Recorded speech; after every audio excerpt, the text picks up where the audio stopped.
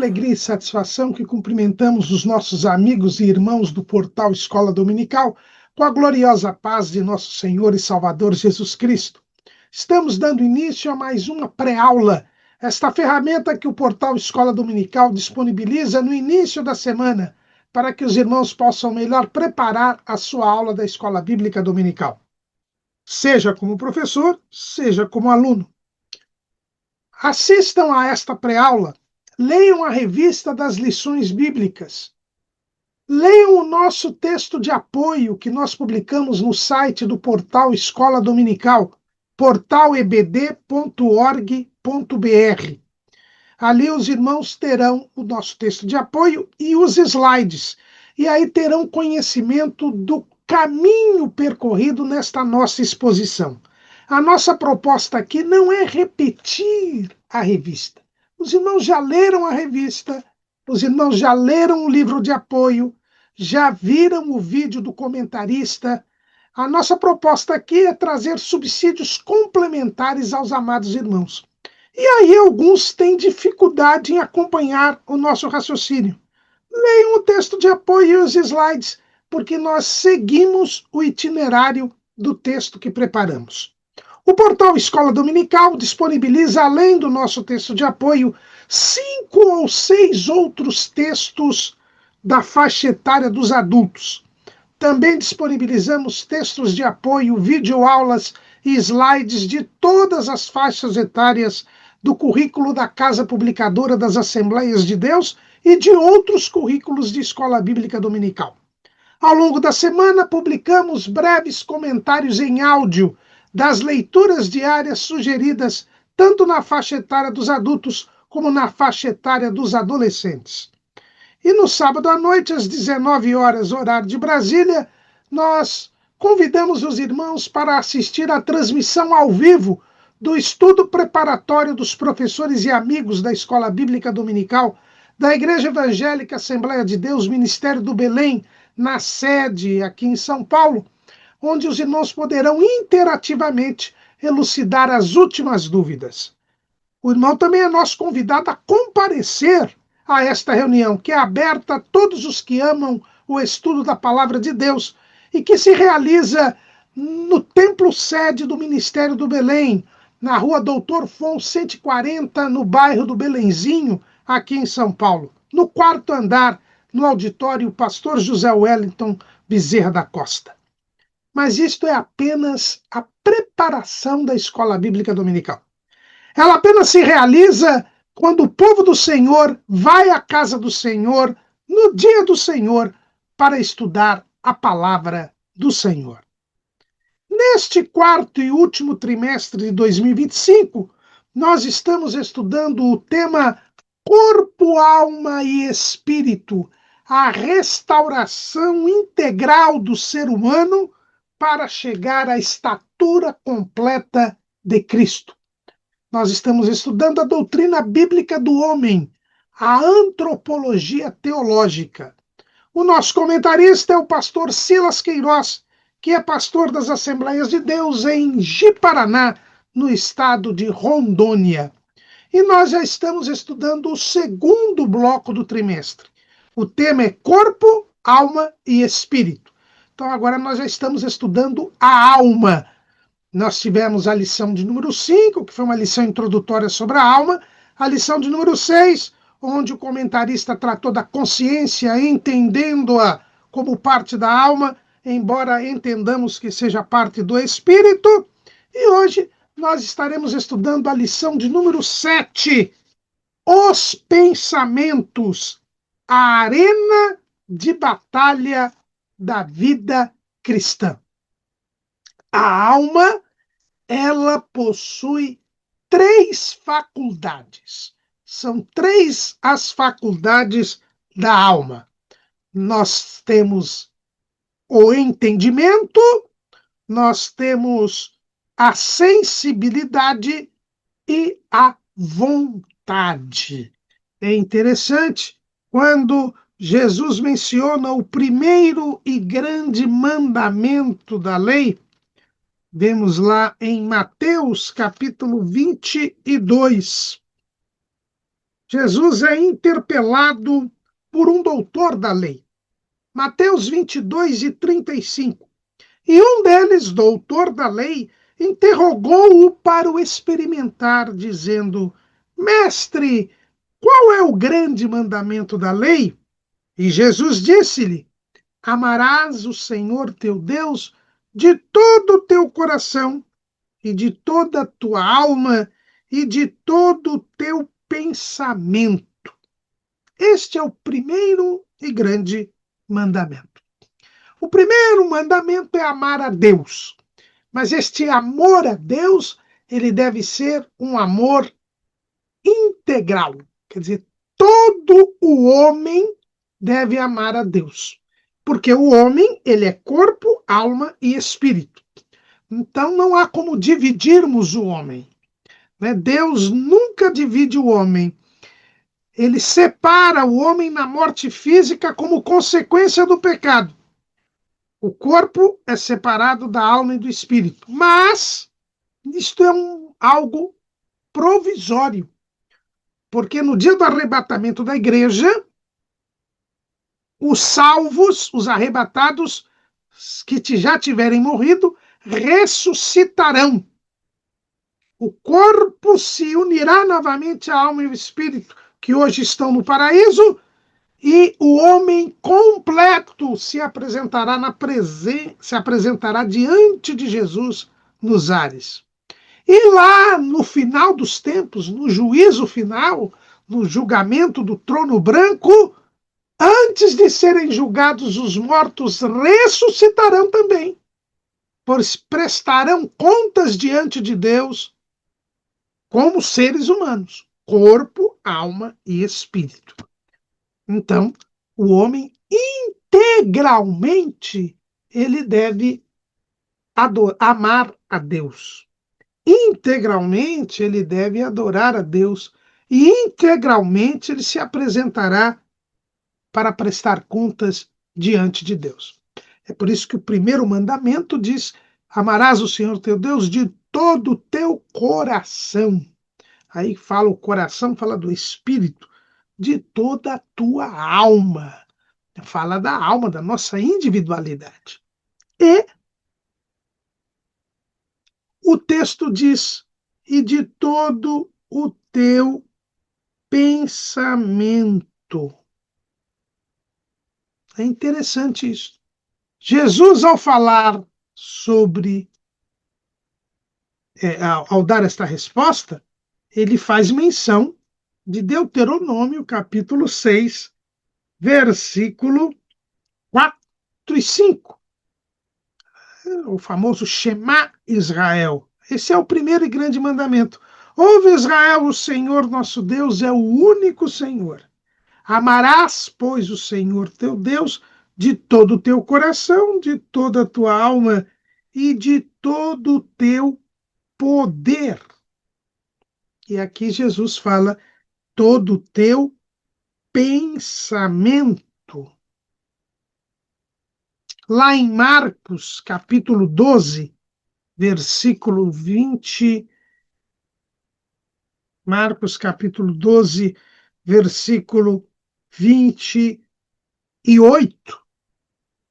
Marcos também registra esta passagem do ministério de Jesus. Aproximou-se dele um dos escribas que os tinha ouvido disputar, e sabendo que eles tinham respondido bem, perguntou-lhe: qual é o primeiro de todos os mandamentos? E Jesus respondeu-lhe: o primeiro de todos os mandamentos é: ouve, Israel, o Senhor nosso Deus é o único Senhor. Amarás, pois, ao Senhor teu Deus de todo o teu coração e de toda a tua alma e de todo o teu entendimento e de todas as tuas forças. Este é o primeiro mandamento. Veja que aqui Marcos ele já altera um pouco aqui o tema, e quando fala de todo o teu poder ali em Mateus, aqui em Marcos já se fala de todo o teu entendimento e de todas as tuas forças. nos mostrando que este poder de que Mateus aqui fala, né? Aliás, o pensamento que Mateus aqui fala, e que é o poder lá em Deuteronômio, aqui se entende como sendo o entendimento e as forças. E Lucas, no capítulo 10, quando ele menciona também esta passagem,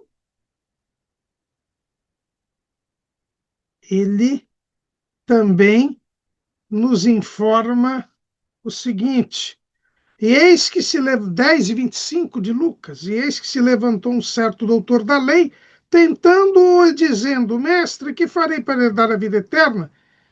E ele lhe disse: que está escrito na lei? Como lês? E respondendo ele, disse: Amarás ao Senhor teu Deus de todo o teu coração, e de toda a tua alma, e de todas as tuas forças, e de todo o teu entendimento, e ao teu próximo como a ti mesmo.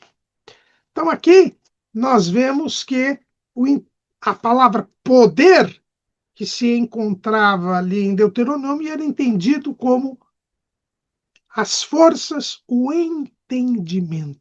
Porque o poder aqui fala do domínio do homem sobre a criação, as outras criaturas terrenas, da autoridade divina. E esta autoridade divina e este poder é a racionalidade do homem. É isto que Aristóteles, o grande filósofo grego, dizia que era a distinção, a diferença específica entre o homem e os demais animais. E lembrando que quando os gregos chamavam os seres de animais, é porque eles entendiam que só os animais tinham alma. A palavra animal quer dizer aquele que tem alma. Então, como os animais se movimentavam e os vegetais não, eles entendiam que só os animais tinham alma. O homem também era um animal, mas era um animal diferente dos outros. Por quê? Porque pensava, porque tinha razão, porque tinha entendimento. E é por isso que Aristóteles dizia que o homem é um animal racional.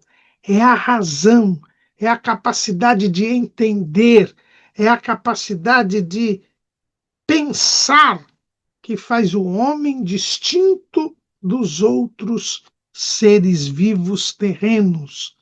A razão é a sua diferença específica. E é por isso que, quando lá na lei se mandava amar a Deus de todo o teu coração, de toda a tua alma, de todo o teu poder, se entendia que este poder era o entendimento, as forças, o pensamento. É por isso que Mateus diz que Jesus disse: Amarás o Senhor teu Deus de todo o teu coração, de toda a tua alma, de todo o teu pensamento. Já em Marcos, fala: amarás de todo o teu entendimento e com todas as tuas forças, o que é repetido ali por Lucas, todas as tuas forças e todo o teu entendimento. Então, aqui nós vamos observar que o entendimento, o pensamento, é um sinal específico do homem, uma característica própria do homem. E é por isso que o texto da nossa lição diz, o título da nossa lição diz: os pensamentos, a área de batalha na vida cristã. Porque é no pensamento que nós vamos encontrar a batalha para que nós venhamos a vencer o mundo, a vencer o pecado, a vencer o diabo, a vencer a natureza pecaminosa que ainda existe em nós, a carne. é o pensamento, que é uma faculdade da alma. A alma, ela pensa, ela sente e ela tem vontade e ela quer. E hoje nós vamos estudar o pensamento, a razão. O pastor Claudionor de Andrade, ele diz que a razão é a faculdade que tem o ser humano de julgar e ponderar ideias universais. É o raciocínio, o juízo, é a capacidade de se estabelecer relações lógicas. É o pensamento. Deus fez o homem para pensar. E Deus mostrou ao homem na prática que ele tinha esta capacidade. Lá em Gênesis capítulo 2, versículo 19. Havendo, pois, o Senhor Deus formado da terra todo animal do campo e toda ave dos céus, os trouxe a Adão, para este ver como lhes chamaria. E tudo que Adão chamou a toda alma vivente, isso foi o seu nome. E Adão pôs os nomes a todo gado e às aves dos céus e a todo animal do campo. Mas para o homem não se achava adjutora que estivesse como diante dele. Deus chama Adão e traz à presença de Adão toda a criação terrena, para que Adão desse nome a cada ser. Naquele momento, Adão aprende com Deus que ele pensava, que ele tinha condições de pensar e que em pensando ele poderia criar palavras e dar nome às pessoas. Outro dia eu ouvia um jornalista lembrar uma lição do saudoso filósofo brasileiro Olavo de Carvalho. Olavo de Carvalho, este grande filósofo, dizia: olha, é impossível pensar sem palavras. Quando nós pensamos, nós usamos de palavras. E isto tem base bíblica, porque quando o homem pensou pela vez primeira, foi para dar nome aos animais. É assim que Adão pôde entender que ele entendia, que ele tinha entendimento, que ele tinha intelecto, que ele tinha pensamento. Deus, que é um ser pensante, mostrou ao homem que, criado que for a sua imagem e semelhança, ele era também um ser pensante. Mas Deus é um ser pensante, irmão Caramuru? Lógico. Vamos ali a Jeremias, capítulo 29, versículo 11. Jeremias 29, 11. Porque eu bem sei os pensamentos que penso de vós, diz o Senhor, pensamentos de paz e não de mal, para vos dar o fim que esperais. Deus pensa. Mas vamos também a Jó. Jó, capítulo 42, versículo 2. Bem sei eu que tudo podes, e nenhum dos teus pensamentos pode ser impedido. Jó, aqui se dirigindo a Deus, diz que os pensamentos de Deus não poderiam ser impedidos. O próprio plano da salvação mostra que Deus pensa, porque ele projetou a salvação do homem ainda antes da fundação do mundo. Então, Deus pensa, e ao fazer um homem que pensa, ele demonstra que o homem é um ser à sua imagem e à sua semelhança. Agora, entendamos que quando o homem pensa pela vez primeira, ao dar nome aos animais, ele pensa sob a orientação divina, né? Deus é quem determina ao homem que dê nome aos animais. Ele pensa em obediência a Deus, usando da sua criatividade que só é possível por ele ser criatura de Deus, e, portanto, a razão deve ser exercida sob a orientação divina, debaixo da orientação de Deus, da ordem de Deus, em comunhão com Deus. Em comunhão com Deus, o entendimento humano ele é pleno. O entendimento humano ele é perfeito. Debaixo da orientação divina, o homem ele faz o seu pensamento, ele exerce a sua criatividade e exerce a autoridade sobre as demais criações. Deus criou o homem para sujeitar e dominar a criação terrena. A sua inteligência, a sua razão, o seu entendimento é para que ele sujeitasse e dominasse a criação terrena. A razão, ela tem a sua razão de ser para que se cumpra o propósito de sujeição e dominação sobre a criação terrena. Não só esses dois propósitos, mas também o propósito de encher a terra. É usando da sua inteligência que o homem poderia ocupar o planeta e exercer a sua inteligência de tal maneira que ele sujeitasse a criação terrena. Salomão nos mostra bem este propósito divino para o exercício da nossa razão, para o exercício do nosso pensamento. Lá em Eclesiastes, capítulo 1, versículo 13, diz: o homem mais sábio, mais inteligente que houve sobre a terra, com exceção de Jesus, evidentemente.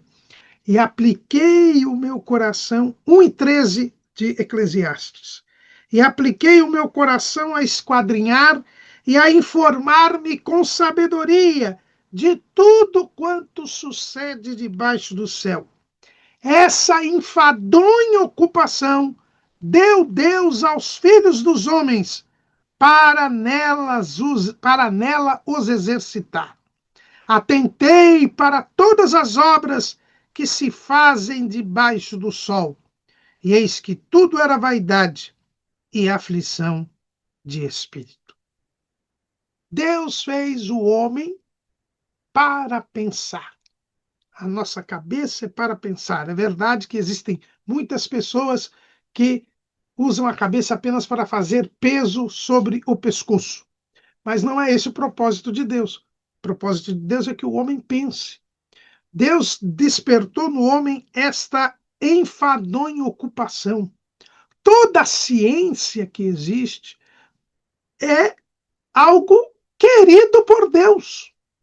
Deus fez o homem com esta curiosidade, com esta inquietação, para que ele pudesse entender como o mundo funciona, quais são as leis da natureza, quais são as propriedades dos minerais, dos animais, dos vegetais, como ele pode os desfrutar da natureza para o seu bem-estar, para o seu conforto, para a melhoria das suas condições de vida, principalmente diante de uma terra amaldiçoada pelo pecado, que lhe traz sempre transtornos na sua sobrevivência.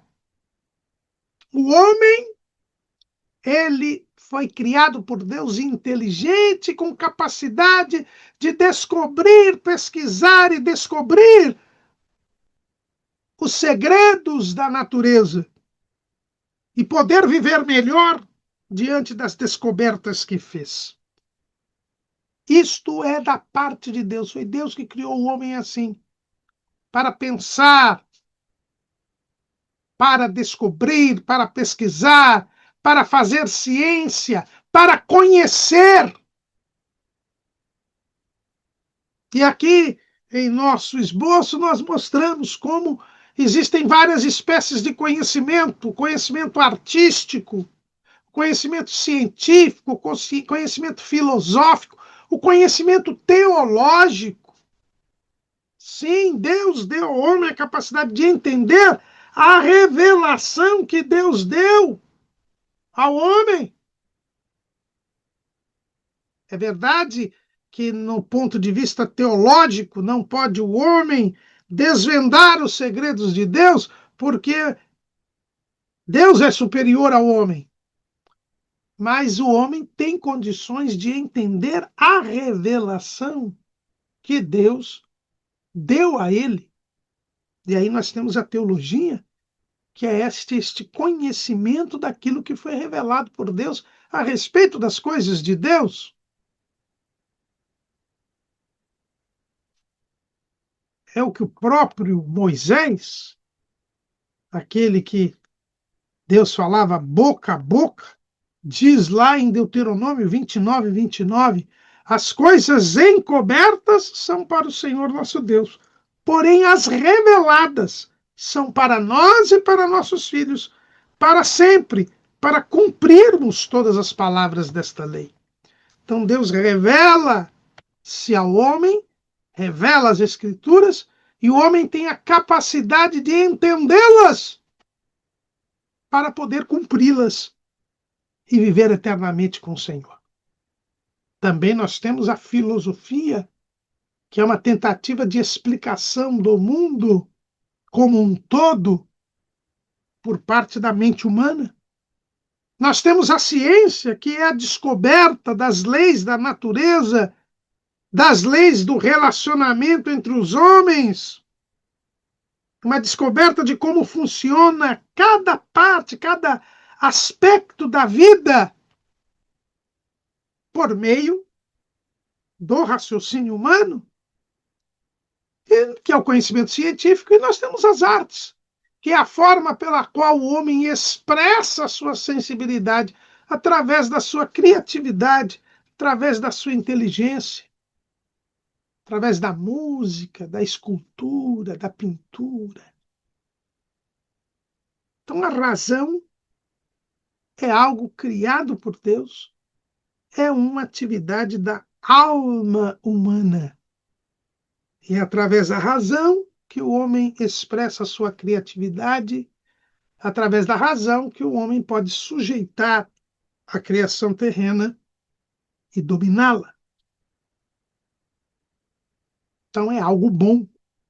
A ciência é boa, a filosofia é boa, a teologia é boa, a arte é boa.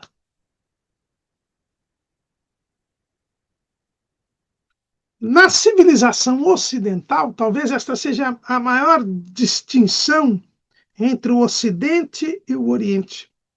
O Ocidente, ele privilegia a razão, a começar da própria filosofia, né? A filosofia, ela se desprende da religiosidade, da mitologia na Grécia. E é a partir desta civilização grega que se cristaliza a civilização ocidental. A própria cristandade, a própria doutrina cristã se alinha aí a esta vertente no lado ocidental. No Oriente, nós ainda temos muita religiosidade, muita mitologia, muito misticismo. Não houve esta distinção, esta discrepância que nós vamos encontrar aqui no Ocidente. Então, nós privilegiamos, a cultura ocidental ela privilegia a razão. Só que veio o pecado. O pecado prejudicou todo o homem. O espírito ficou offline. O espírito não mais atuou, porque com o pecado o homem se separou de Deus e o papel do espírito é ligar a Deus. Vimos que a única função do espírito que perdurou foi a consciência. Mas a alma, que é entendimento, sensibilidade e vontade, ela foi prejudicada grandemente pelo pecado.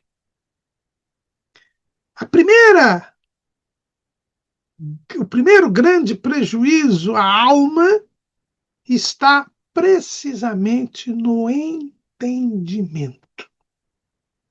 O entendimento, sem a comunhão com Deus, ele não consegue se desenvolver a contento. Adão deu um nome aos animais porque estava sob a orientação divina e em comunhão com Deus.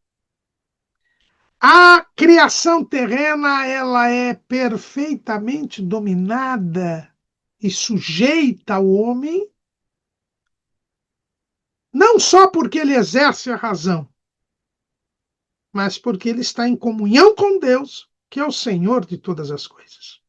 A partir do momento que o homem pecou, a própria terra foi amaldiçoada e a própria terra começou a se opor ao homem. Então o homem, ele sempre tem a oposição da terra. Ele sobrevive com esforço, com penosidade, com penar. Foi assim que Deus determinou.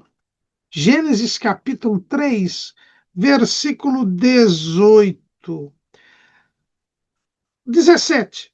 E Adão disse: Porquanto deste ouvido à voz da tua mulher e comeste da árvore que te ordenei, dizendo: Não comerás dela, maldita é a terra por causa de ti. Com dor comerás dela todos os dias da tua vida.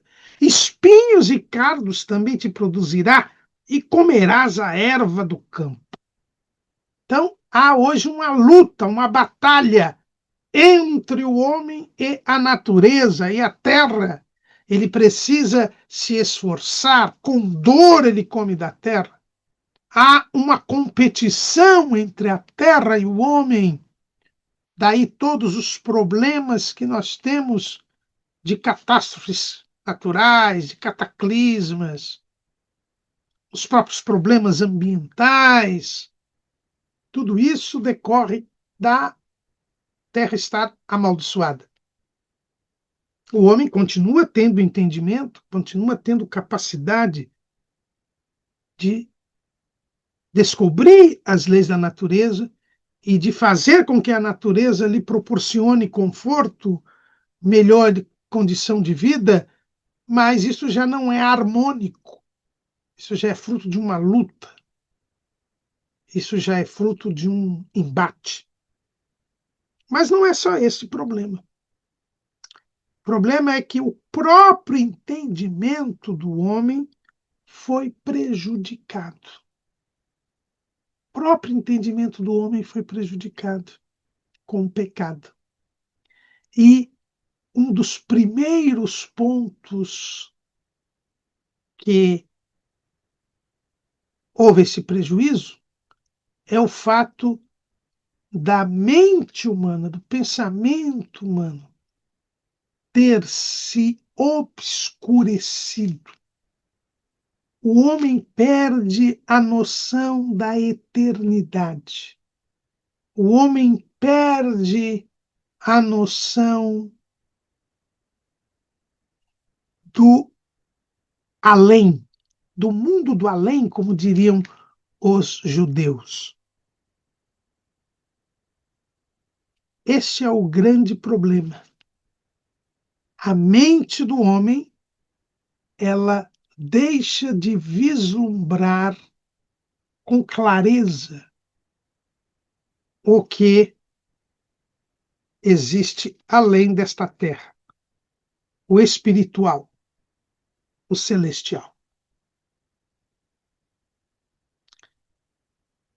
Em Gênesis 3 e 24, o texto diz, em 23, 3 e 23, o Senhor Deus, pois, o lançou fora do jardim do Éden para lavrar a terra de que fora tomado. O homem agora precisaria do suor do seu rosto obter a sua sobrevivência. A necessidade de sobrevivência por meio do lavrar a terra, do cultivar a terra, faz com que o homem perca a visão de Deus, pois o Jardim do Éden era o lugar onde ele se encontrava com Deus diariamente. Ele passa a ter uma visão deturpada da realidade. O seu entendimento agora é prejudicado. Lá em Romanos, capítulo 1, o apóstolo Paulo nos fala a respeito desta realidade. Por que 1:18 de Romanos? Porque do céu se manifesta a ira de Deus sobre toda injustiça, toda a impiedade e injustiça dos homens que detêm a verdade em injustiça. Porque o que de Deus se pode conhecer, nele se manifesta. Porque Deus o manifestou. Porque as suas coisas invisíveis, desde a criação do mundo, tanto o seu eterno poder como a sua divindade, se entendem e claramente se veem pelas coisas que estão criadas, para que eles fiquem inexcusáveis. Porquanto, tendo conhecido a Deus, não o glorificaram como Deus, nem lhe deram graças. Antes, em seus discursos se desvaneceram e o seu coração insensato se obscureceu. Dizendo-se sábios, tornaram-se loucos. Deus, como vimos na lição passada, se revela pela criação. Pela criação, o homem que é dotado de razão e entendimento vê a manifestação de Deus. Como diz o Salmo 19. O Salmo 19 diz: os céus declaram, os céus manifestam a glória de Deus e o firmamento anuncia a obra das suas mãos. Deus revela-se pela sua criação, mas o homem, com o seu entendimento prejudicado pelo pecado, ele é levado a desconsiderar Deus no momento em que vê a criação.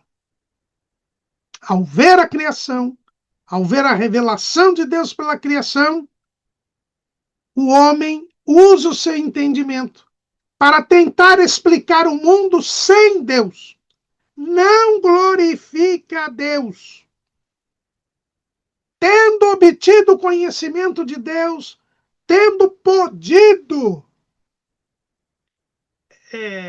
verificar que Deus existe, que Deus é o Criador de todas as coisas, ao processar as informações, as descobertas que teve diante da manifestação e revelação de Deus, ele não glorifica a Deus. Pelo contrário, ele cria discursos, cria narrativas, cria teorias, cria mitologias, cria na sua imaginação explicações que não glorificam a Deus. E aí nós vemos a deturpação do entendimento. E é interessante que nós lemos aqui: os céus manifestam a glória de Deus e o firmamento anuncia a obra das suas mãos.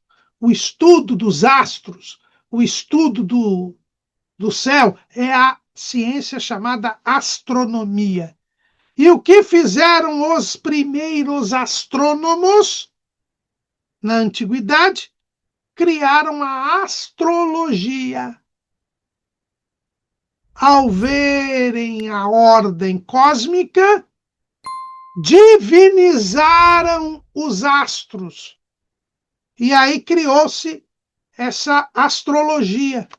E até hoje há pessoas que todo dia consultam as previsões astrológicas, mandam fazer mapas astrológicos, porque entendem que a sua vida está, o seu destino está traçado nas estrelas. Não é assim que dizem? O destino está traçado nas estrelas. Ou seja, dependendo do signo que eu sou, meu dia hoje vai ser bom ou vai ser mal. Existe um período do ano que é o meu inferno astral. Ou seja, ao descobrirem que o universo é ordenado, que os astros estão todos em ordem, ao invés de glorificarem a Deus, porque os céus manifestam a glória de Deus e o firmamento anuncia a obra das suas mãos, eles transformam os astros, Marte, Júpiter, o Sol, a Lua, em deuses. As constelações, Aquário, Peixes, Escorpião, transformam em deuses que governam o destino dos homens. Babilônia, isso surgiu lá na Babilônia, lá em Babel já, no início da humanidade, da história da humanidade. Isso é a maior prova daquilo que Paulo está dizendo aqui. Os discursos desvanecem. É o que vemos hoje em dia. O pessoal fala astrologia, mas hoje em dia nós vemos isso. É a teoria da evolução. Não, não tem Deus, não. É tudo fruto de uma ameba que acaba evoluindo e surge o ser humano. É a teoria do Big Bang. Diz, não, foi uma grande explosão. Quem fez essa explosão? Ninguém. É a negação de Deus, que é chamado por alguns, o Richard Dawkins, o delírio. Deus, um delírio. É o materialismo que domina, por exemplo, nas ciências sociais. Não há uma. Os marxistas, né? Eles comunistas, eles dizem que há uma luta pela luta de classes, que só existe aqui o materialismo, que a religião é o ópio do povo. São os discursos que se desvanecem. E quando nós falamos em discurso, lembremos, né? O pensamento se dá por palavras. Foi assim que começou o homem a pensar. E os discursos, as narrativas falsas, mentirosas, elas ganham a adesão das pessoas. E as pessoas preferem acreditar nestas teorias, nesses pensamentos, do que em Deus, do que na palavra de Deus. E aí surge a ideia de que a fé é obscurantista, é um atraso. A fé é um momento da infância, da inocência da humanidade. E a ciência é a maturidade, é o ser humano adulto, é o ser humano evoluído, como se a ciência pudesse se contrapor à fé, como se a ciência fosse contrária a Deus, como se não tivesse sido Deus que deu ao homem a capacidade dele entender as coisas. E que é pelo verdadeiro entendimento que o homem percebe e descobre que Deus é o Criador de todas as coisas, que Deus é o Senhor de todas as coisas, que Deus é perfeito. Os grandes cientistas sempre creram em Deus.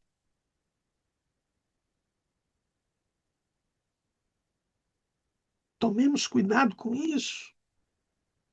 E hoje em dia há muitos crentes que acham que a fé é contrária à ciência. Existem até aqueles que dizem que se alguém estudar, vai perder a fé, esquecendo que o intelecto foi dado por Deus. Foi Deus quem deu esta enfadonha ocupação aos filhos dos homens, diz Salomão. Cuidado com esta mentira satânica. São os discursos que se desvanecem. E é muito triste, irmãos. Recentemente eu li o livro do pastor Valmir Nascimento, O Cristão e a Universidade. É muito triste vermos que muitos dos nossos jovens, ao entrarem para a universidade, desviam da fé. E se desviam da fé por quê? Porque a ciência é contrária à fé? Não. É porque eles não tinham conhecimento de Deus. Porque eles não tinham base doutrinária, porque não foram ensinados na palavra de Deus. Porque quando nós aprendemos a palavra de Deus, nós descobrimos que o entendimento foi dado por Deus à alma humana e que o verdadeiro entendimento é aquele que é orientado por Deus, é aquele que se desenvolve em comunhão com Deus, porque a ciência nos revela Deus. Porque a ciência busca a verdade. Ora, Deus é a verdade. Como fé e ciência podem se contrapor? Como Bíblia e ciência podem se contrapor? Se ambas buscam a verdade, e a verdade é única, e a verdade é Deus. A ciência nos levará a Deus. Agora, no pecado, o homem tem o seu entendimento deturpado.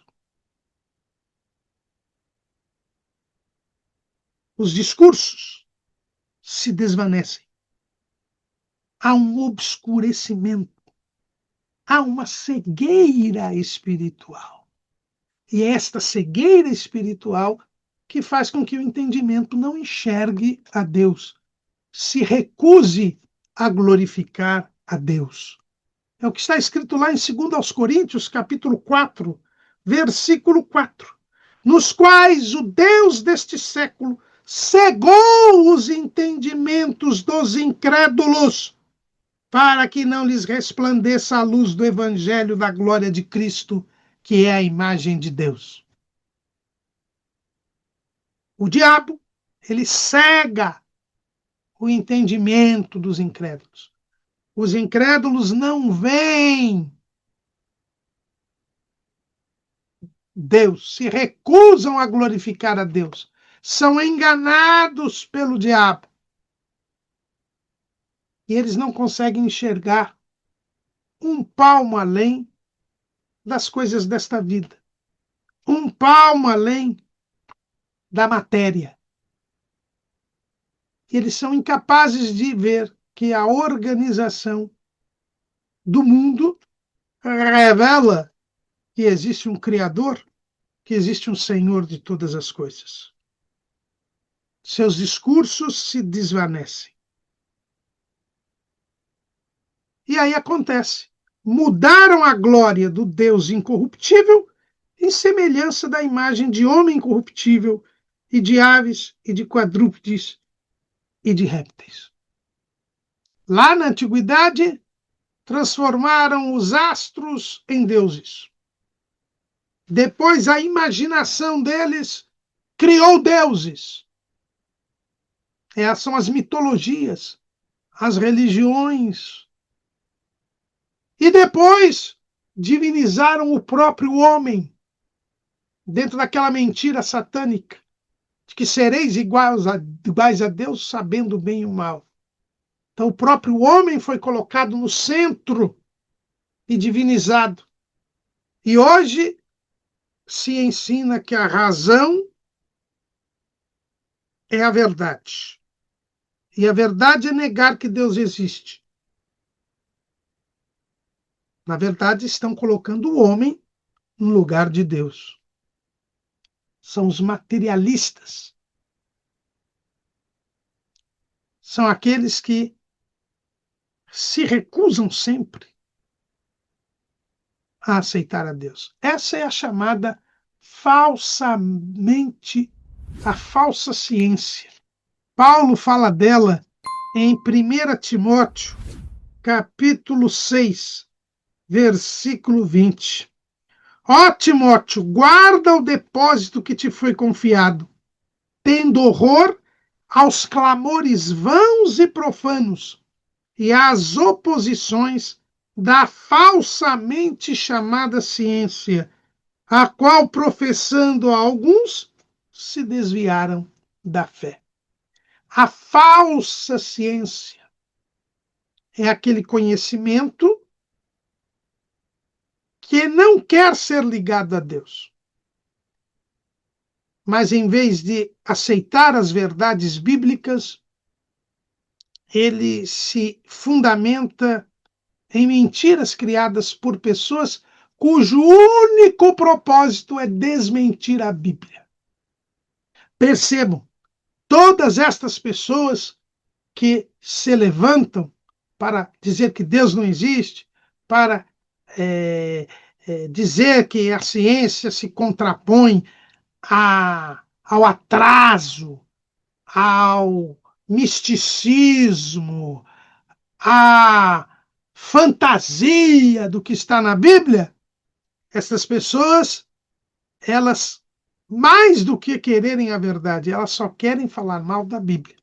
Elas querem se contrapor à Bíblia.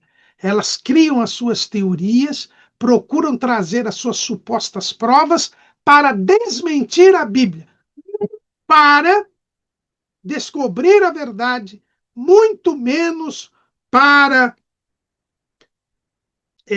obter das suas descobertas, das suas teorias, uma melhoria para as condições do mundo, um bem-estar melhor, um conforto. Não. A preocupação delas é única e exclusivamente se opor à Bíblia, contrariar a Bíblia, criticar os cristãos, destruir o cristianismo. E aí nós sabemos, então, quem está por trás dessas pessoas? O Deus deste século, o diabo. Satanás, que quer dizer adversário. Satanás, ele só tem um propósito: destruir a igreja, destruir a pregação do evangelho, fazer o povo desacreditar do evangelho, da palavra de Deus. Então ele levanta esses supostos cientistas com o trabalho não de fazer ciência, mas, como diz Paulo, de se opor à palavra de Deus. Quando ele fala guarda o depósito, que depósito? O depósito é a fé. São as crenças, os valores, as doutrinas, a sã doutrina. Paulo está dizendo para o seu filho na fé, Timóteo, Timóteo, guarda tudo isso que você aprendeu. Porque Timóteo, desde a sua meninice, ele aprendeu as sagradas letras. Ele era um estudioso da palavra de Deus. Ele foi ensinado na palavra de Deus desde a infância. E é por isso que, ainda jovem, podia pastorear a igreja em Éfeso. E Paulo diz, olha, guarda o depósito que te foi confiado. E tem horror aos clamores. Veja que essa falsa ciência, ela é espetaculosa, ela gosta de causar espetáculo, ela gosta de gritar, né? E são clamores vãos, vazios, porque os discursos são vazios, não tem base nenhuma, são muitas vezes contraditórios, são narrativas sem comprovação alguma. Veja a teoria da evolução. Se os animais, os seres vivos vão evoluindo aos poucos, onde estão as espécies intermediárias? Porque para um réptil virar um anfíbio, aliás, para um anfíbio virar um réptil, como eles dizem, que o anfíbio ele vivia na água e na terra. Depois tiveram os primeiros animais terrestres, que são os répteis. Então, simplificando, para um sapo virar cobra, tem que ter um meio sapo, meia cobra. Mas até hoje não se achou nenhuma espécie intermediária. Para que haja evolução, nós temos que ter espécies intermediárias, o chamado elo perdido. Não existe. Não se achou porque não existe. Então a teoria da evolução hoje, por enquanto, é apenas uma teoria. Não tem comprovação. Agora, a Bíblia diz que cada ser foi criado segundo a sua espécie. Olha, o que nós temos hoje aí são espécies. Espécies que sumiram, desapareceram, se extinguiram.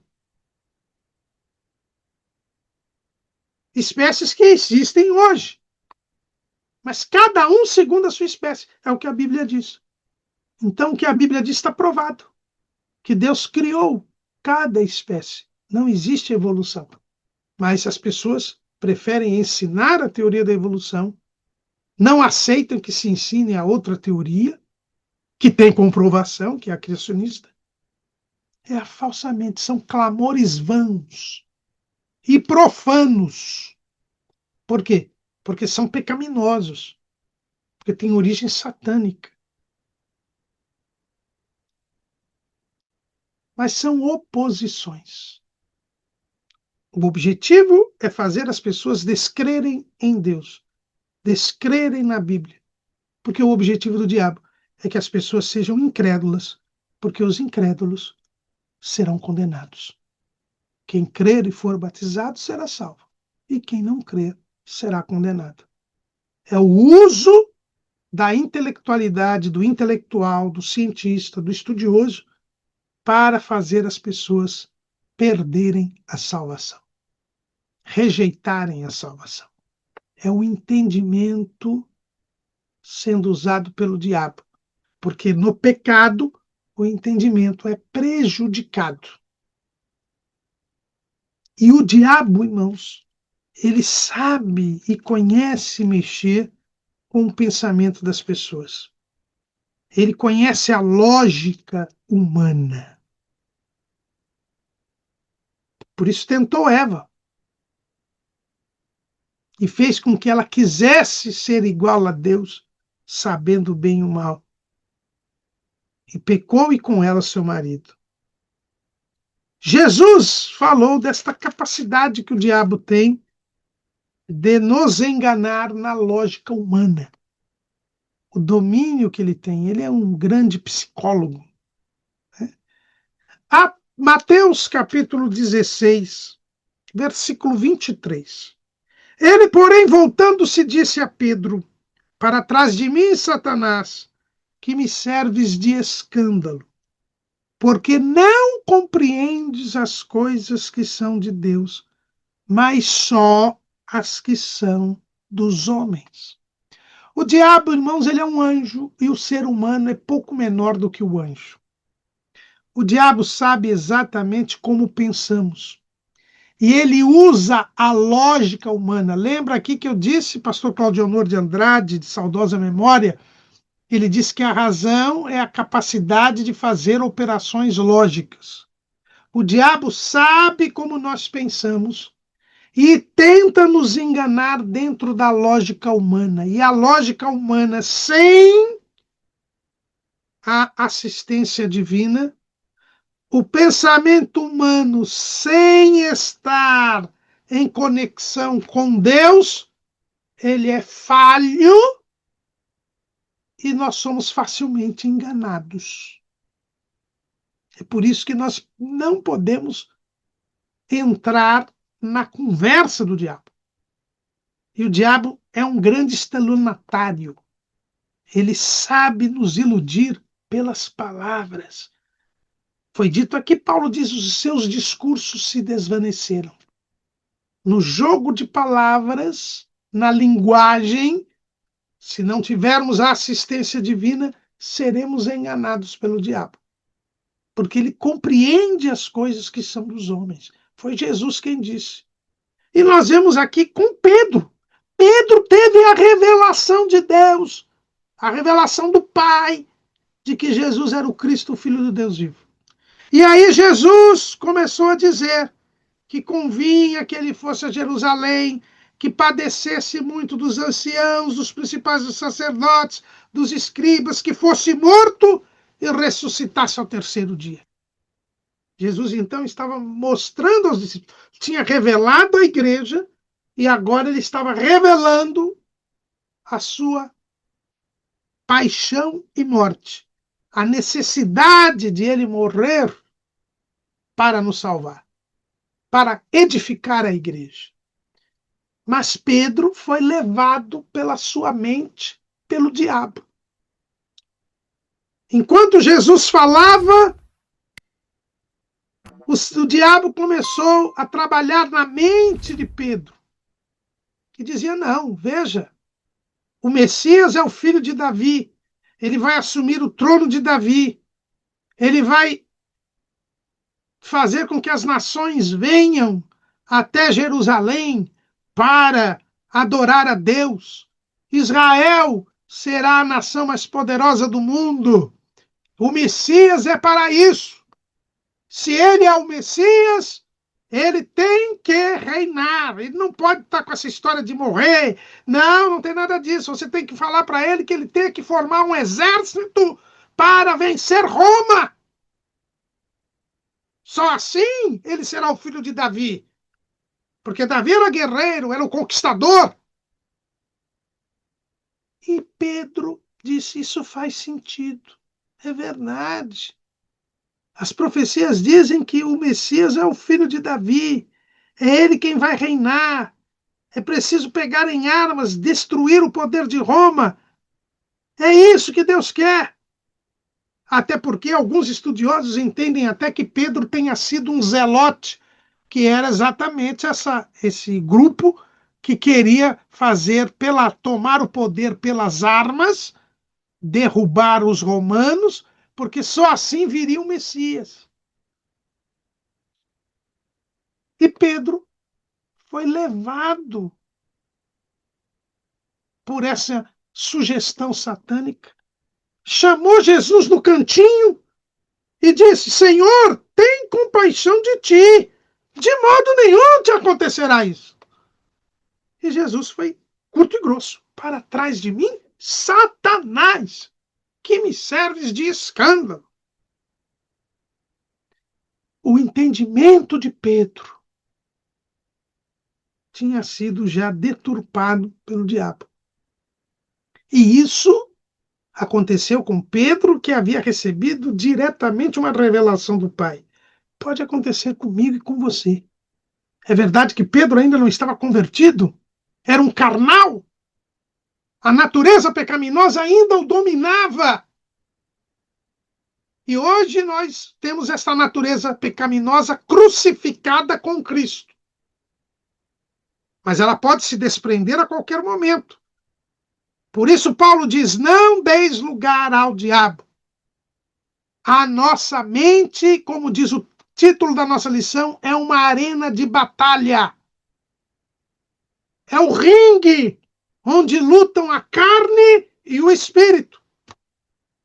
Há uma luta entre a natureza carnal, entre o diabo, que tenta desprender a natureza carnal, e o espírito, que foi vivificado quando nós ganhamos a salvação.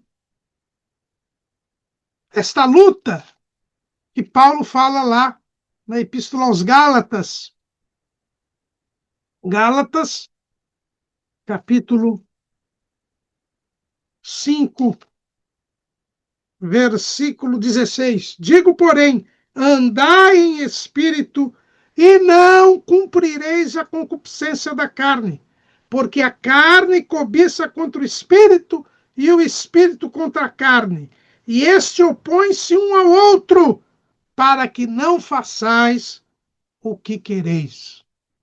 Mas se sois guiados pelo espírito, não estais debaixo da lei. Há uma luta dentro do nosso entendimento, é dentro do nosso pensar.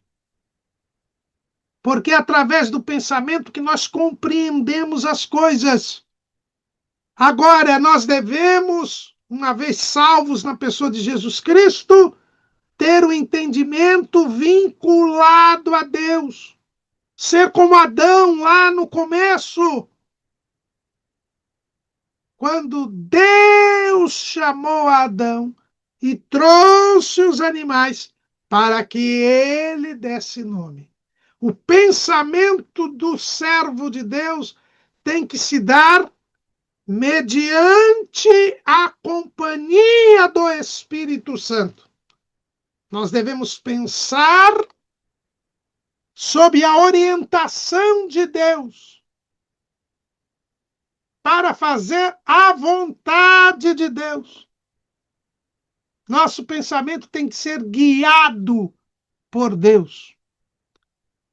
É por isso que Jesus mandou o Espírito Santo para que estivesse conosco. João, capítulo 14, aliás, capítulo 16, versículo 13. Mas quando vier aquele Espírito da verdade, ele vos guiará em toda a verdade, porque não falará de si mesmo, mas dirá tudo o que tiver ouvido, e vos anunciará o que há de vir. E o texto ainda diz assim, João 14 e 25, mas aquele Consolador, o Espírito Santo, que o Pai enviará em meu nome, vos ensinará todas as coisas e vos fará lembrar de tudo quanto vos tenho dito. Esse é o trabalho do Espírito Santo na nossa mente. Ele primeiro nos guia em toda a verdade. O entendimento, a ciência, o conhecimento é a busca da verdade. Quem é que nos guia em toda a verdade? É o Espírito Santo. Todo pensamento nosso, toda teoria nossa, todo achismo nosso, ele deve ser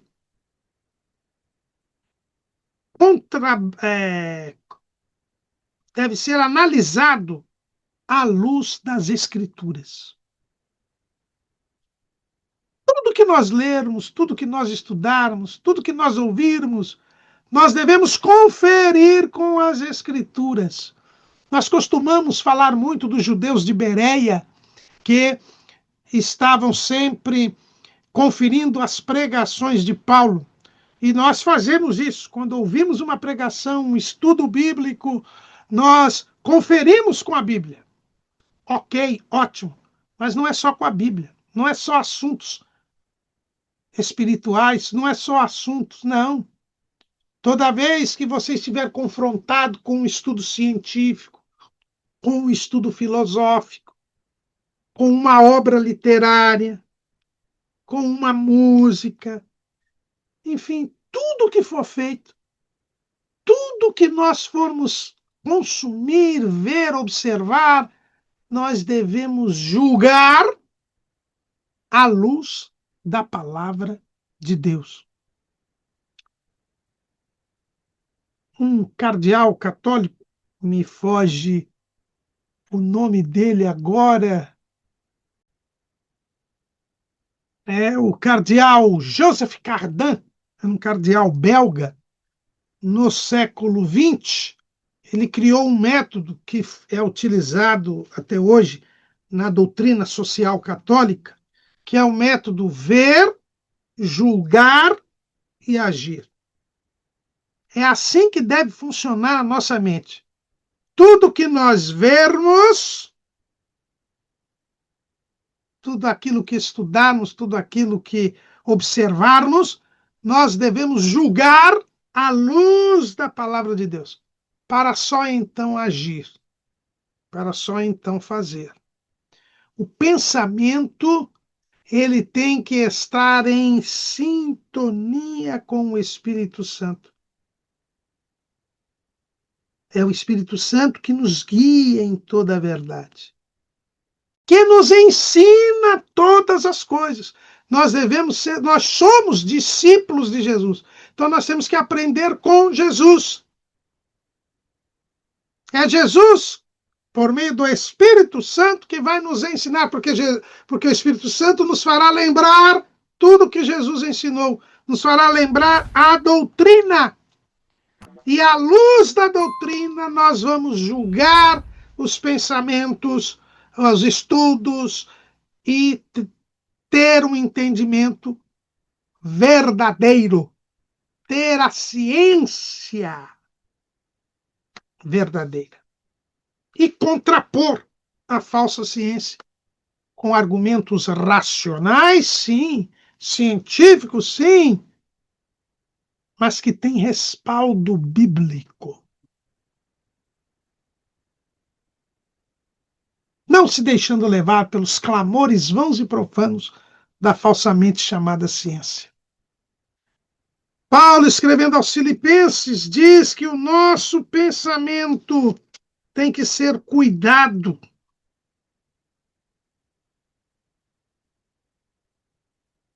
Filipenses capítulo 4, versículo 8. Quanto ao mais, irmãos, tudo que é verdadeiro, tudo que é honesto, tudo que é justo, tudo o que é puro, tudo que é amável, tudo que é de boa fama, se há alguma virtude e se há algum louvor, nisso pensai. A nossa mente, o nosso entendimento tem que estar voltados para coisas edificantes. Certa feita, eu conversava com um jovem e ele pedia oração porque estava com vários problemas morais. Não tinha uma moralidade sexual de acordo com a vontade de Deus. E eu então lhe perguntei quanto tempo ele se dedicava à oração por dia. Ele disse que não mais de 10 minutos. E ao mesmo tempo lhe disse: quanto tempo você gasta por dia com pornografia? Ele disse: não menos de 2 horas. Como que uma mente dessa, dominada pela pornografia, teria uma pureza sexual? Aliás, eu me lembro bem, o padre Paulo Ricardo de Azevedo Júnior, dos grandes padres católicos do país, ele fez uma série de estudos sobre a pornografia e ele disse que a pornografia não é um problema de genitália, é um problema de mente. A impureza sexual, ela existe na mente. O que nós temos visto? Eu já falei aqui, quando na aula sobre o corpo, que para o nosso corpo ser templo do Espírito Santo, não devemos esquecer dos nossos sentidos físicos. E, naturalmente, a visão, que é o mais poderoso deles, e Jesus diz que a candeia do corpo é o olho vai atingir a nossa mente. No que nós temos pensado, irmãos? Paulo diz: vocês têm que pensar no que é verdadeiro. Vocês têm que pensar no que é honesto. Vocês têm que pensar no que é justo, no que é puro, no que é amável, no que é de boa fama. Pensar sempre naquilo que tem alguma virtude, que vai trazer bem, que é um bom hábito. No que nós temos pensado? Os pensamentos são deturpados. Nós já, quando falamos a respeito da lição da alma, nós nos lembramos que a imaginação, que é um dos componentes do entendimento, lembram que o entendimento, o intelecto, é formado da imaginação, as ideias que nós formamos na nossa mente,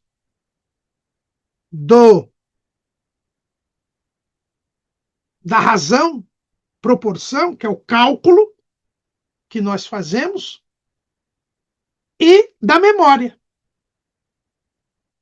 Como é que está esse nosso pensamento? Como é que está a nossa imaginação? O que é que você imagina? Voltando aqui a esse aspecto de imoralidade sexual. O sexo pervertido trabalha muito com fantasias. As pessoas ficam imaginando coisas perversas. O que você tem imaginado?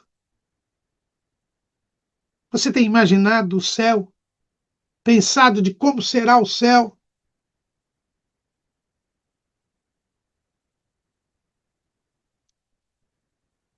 Ou você tem imaginado coisas ruins? Tem maquinado mal, como nós vimos lá, profeta Miqueias. O profeta Miqueias, ele fala daquelas pessoas que nas suas camas ficam arquitetando o mal das pessoas. Miqueias, capítulo 2. Ai daqueles que nas suas camas intentam a iniquidade e maquinam o mal. Do que nós temos pensado? Em como eu vou puxar o tapete do fulano? No próximo golpe que eu vou dar para ganhar dinheiro? Ou eu tenho pensado naquilo que é honesto, naquilo que é justo, naquilo que é puro? Controlemos as nossas mentes, meus irmãos. Peçamos graça a Deus. Como é que eu consigo me desprender dos maus pensamentos? Tendo uma vida de comunhão com Deus, uma vida de oração, de meditação nas Escrituras, estando em comunhão com Deus. Martinho Lutero dizia que eu não posso impedir que uma ave pouse em minha cabeça, mas posso impedir que ela faça um ninho.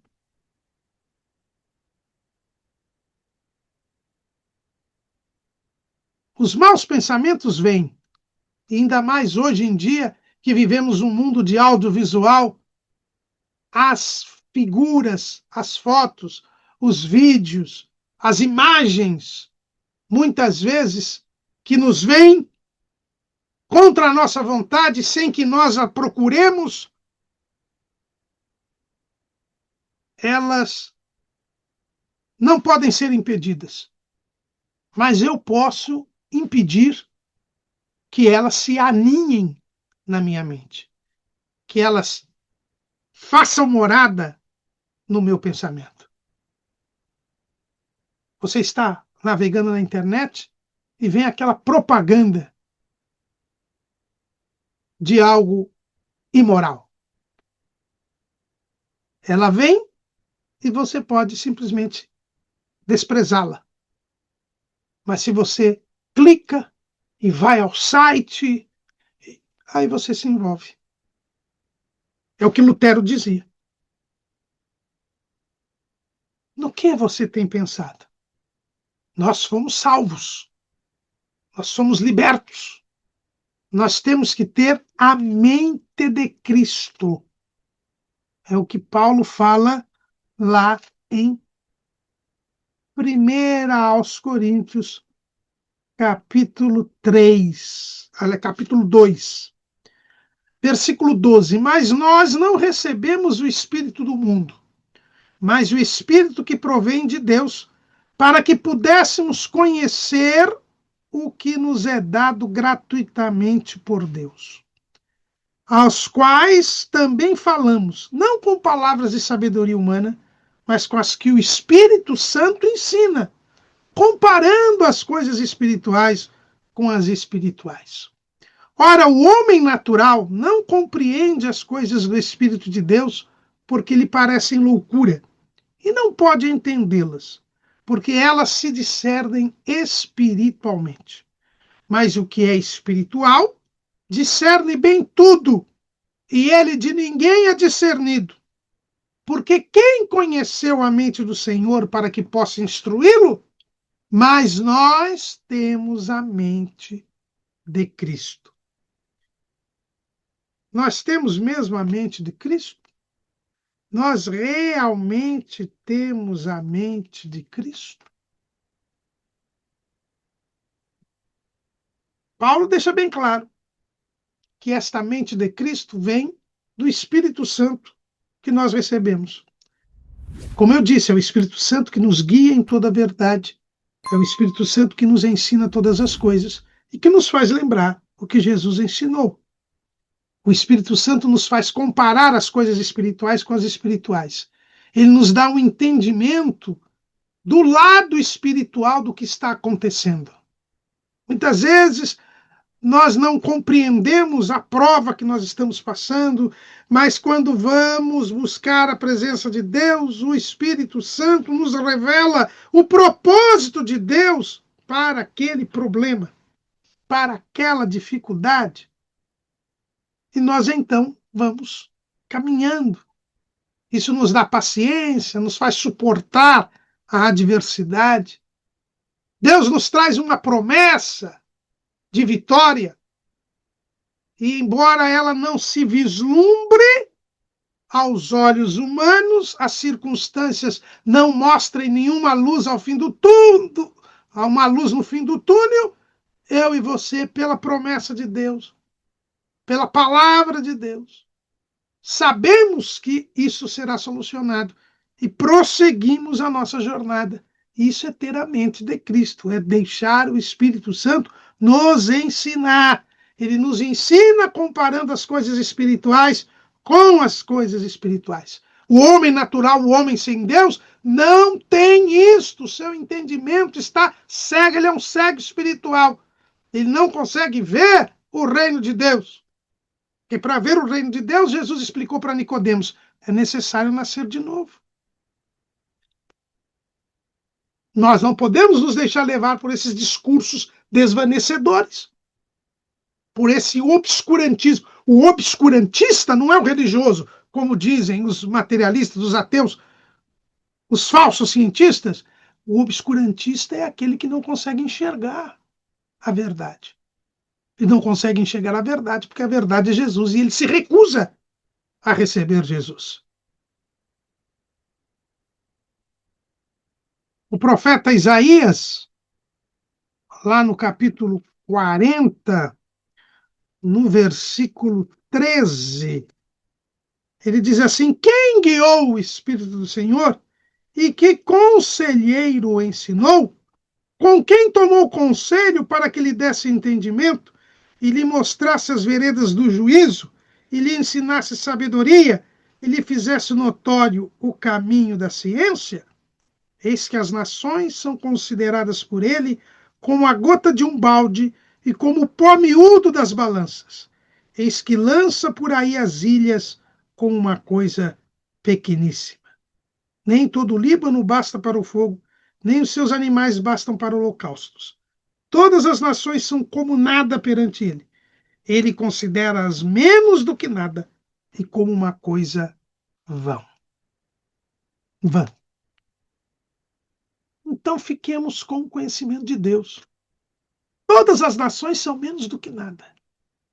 Mas quando o Senhor nos guia, quando Ele nos dá a mente de Cristo, aí nós somos homens espirituais. Aí não somos mais cegos. Os outros não conseguem ver o que Deus nos revela. Mas é porque o nosso entendimento está sob a orientação divina. Lá no Jardim do Éden, Adão deu um nome aos animais e ele percebeu que estava só. Ninguém lhe disse, nem o próprio Deus. Mas ele percebeu que estava só. Quando temos o entendimento guiado por Deus, nós sabemos mais do que os outros.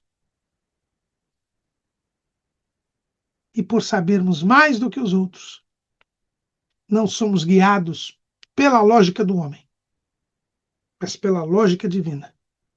E sendo guiados pela lógica divina, certamente não seremos enganados pelo diabo. Esta é a realidade. Para termos este entendimento sadio, precisamos ser alunos de Jesus. Precisamos aprender com o Espírito Santo que nos ensina, que nos guia toda a verdade. Queremos ter, devemos ter o propósito de agradar a Deus. Nosso objetivo é esse, é agradar a Deus, não nos agradar. E com esse objetivo, nosso entendimento será sempre guiado pelo Espírito Santo, fazendo a vontade de Deus. Nós discerniremos tudo e de ninguém seremos discernidos. Assim teremos a mente de Cristo e assim chegaremos ao céu. Amém.